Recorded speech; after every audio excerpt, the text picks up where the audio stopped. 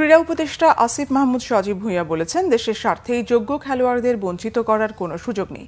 Player সিলেকশনে যেন স্বজনপ্রীতি বা সিন্ডিকেটের শিকার কেউ না হন, সে বিষয়ে বাফুফেকে সজাগ দৃষ্টি রাখতে হবে। এ বিষয়ে দুর্নীতির প্রমাণ পেলে জড়িতদের বিরুদ্ধে ব্যবস্থা নেবে সরকার।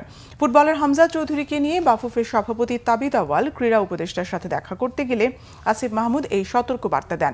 তিনি বলেন, জাতীয় দলে হামজা চৌধুরীর যোগ দেয়া দেশের ফুটবলের জন্য আশা জাগানিয়া।